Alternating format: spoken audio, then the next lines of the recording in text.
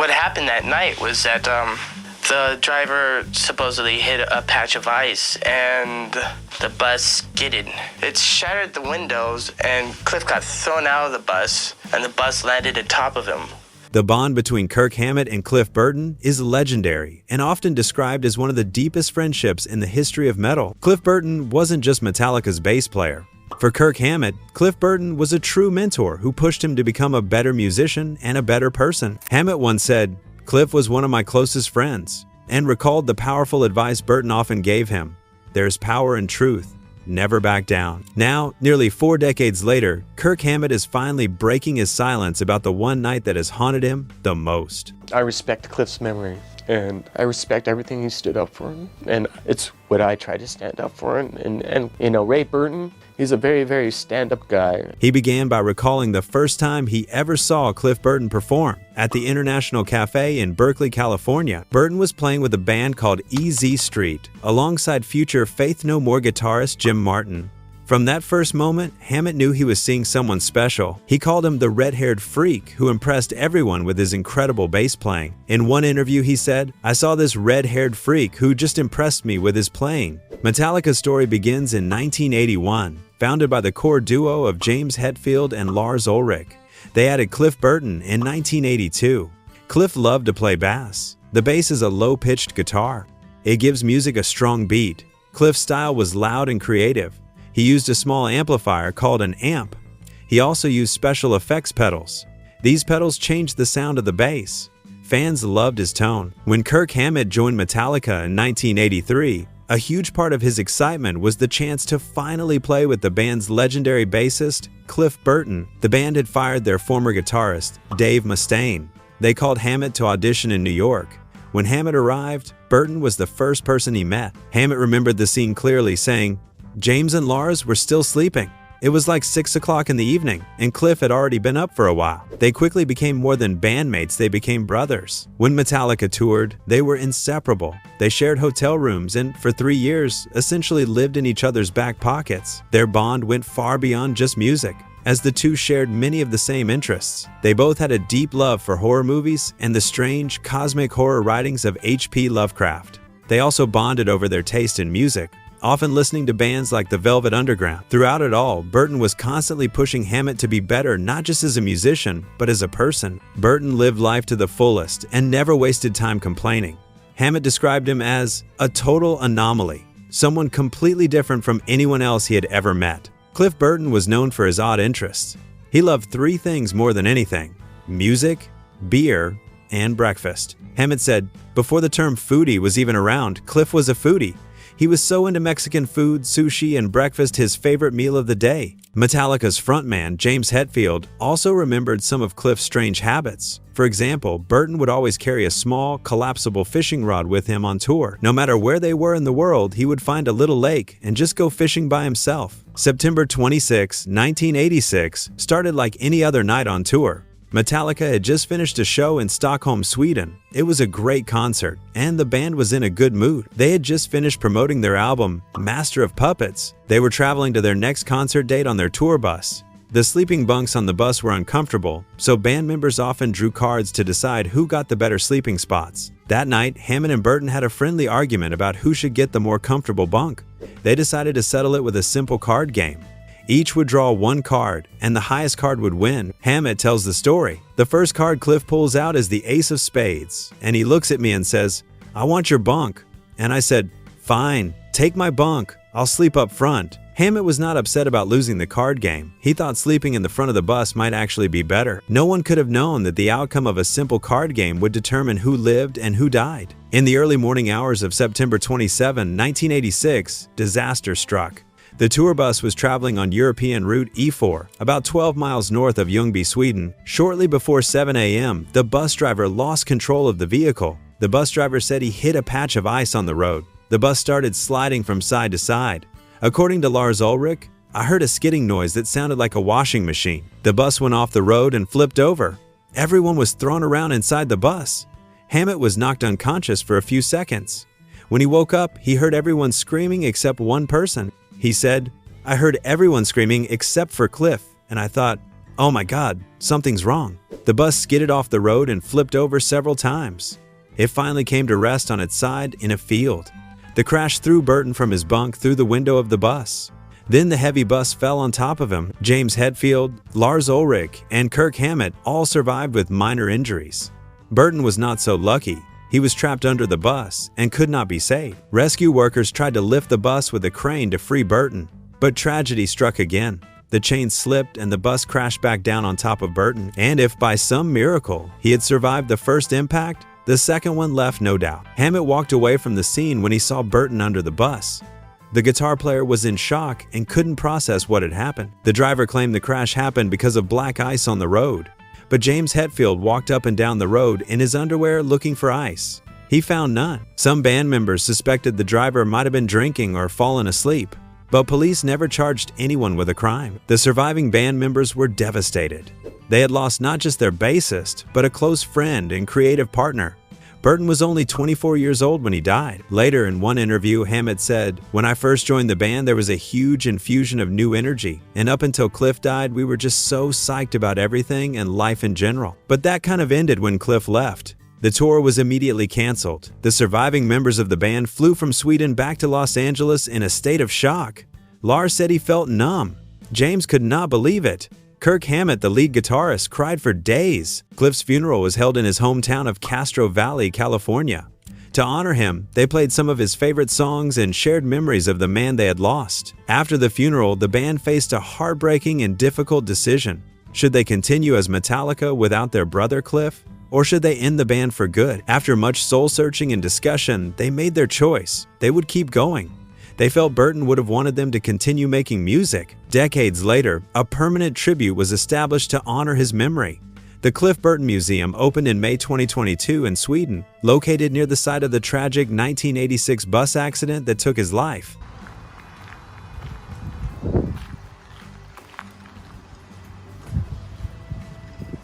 The museum honors the memory and legacy of Burton, who was 24 years old when the tour bus veered off the road near the small village of Durar. A memorial stone, first placed at the crash site in 2006 by Metallica's Swedish fan club, is now a central part of the museum's story. That crash site itself has become a pilgrimage destination for fans from all over the world. They come to pay their respects, often leaving behind guitar picks, beer cans, and other personal tributes to the fallen legend. The Cliff Burton Museum serves not only as a museum, but also as a social meeting place for fans and music enthusiasts. Inside, the museum holds a vast collection of items that tell Cliff's story. This includes albums, posters, and concert tickets that trace his career, but it also features more personal and rare artifacts, like diaries, book excerpts, and photos from the crash site itself. Perhaps most powerfully, it includes filmed interviews with the first responders and the first photographer on the scene, giving a first-hand account of that tragic day. The museum's overarching mission is to honor Cliff Burton as both a person and a musician, keeping his spirit alive while providing a respectful space for fans to gather and remember. For years, Hammett has carried guilt about that night. He has also expressed regret about not documenting Burton's life better while he was alive.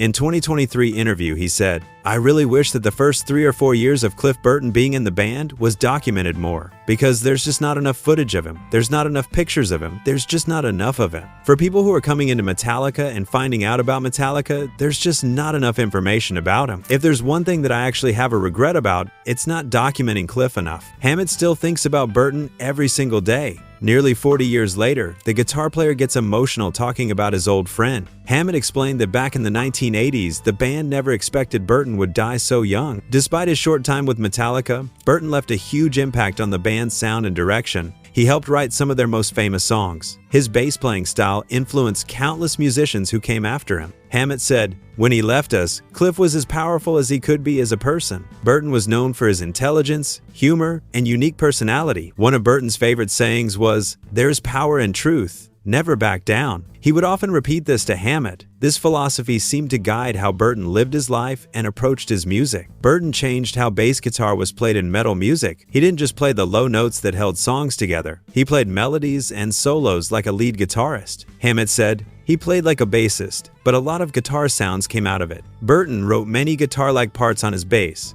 He would carry a small acoustic guitar tuned very low. He could bend the strings easily this way. When Hammett would play his guitar, Burton would pick up his bass and immediately play harmony parts. Burton could also sing harmonies. When Eagles songs came on the radio, Burton would sing all the harmony parts, never the main melody. Burton helped write many of Metallica's best songs. His bass work on Master of Puppets was incredible. The middle section of the song Orion was all Burton's idea. Burton also had many quirky habits that his bandmates remember fondly. He loved to read, especially books about dungeons, dragons, and horror stories. After Burton's death, Metallica eventually found a new bassist, Jason Newsted, but the band was never quite the same. The loss of Burton marked the end of an era for Metallica. After Cliff's death, Metallica's music was never the same. They wrote songs that felt heavier and darker. Their fourth album, And Justice for All, came out in 1988. The songs had long sections and odd time signatures. A time signature tells you how many beats are in each measure of music. Some fans noticed the bass lines were quieter.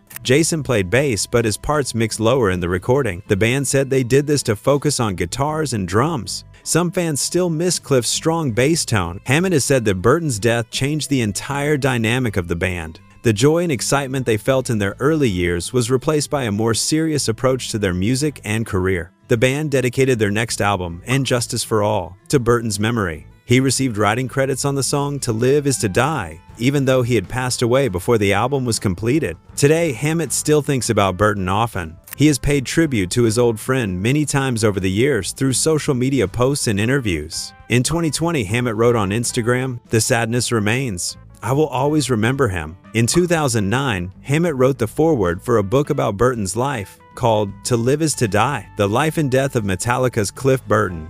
This helped ensure that Burton's story would be preserved for future generations of music fans. The simple card game between Hammett and Burton on that September night in 1986 changed the course of music history. If Hammett had won the game instead of Burton, it might have been Hammett who died in the crash. This twist of fate has weighed heavily on Hammett's mind for decades. He has often wondered what would have happened if the cards had fallen differently that night. For most of his career, Hammett has been reluctant to discuss the details of Burton's death. He preferred to remember his friend through positive memories rather than focus on the tragedy. But as he has gotten older, Hammett has become more willing to share his story. He understands that fans want to know about this important chapter in Metallica's history. Nearly 40 years after Burton's death, his influence can still be felt in Metallica's music. The band continues to perform songs that Burton helped write. His innovative bass playing style inspired countless musicians around the world. Hammett has made sure that new generations of Metallica fans learn about Burton's contributions to the band.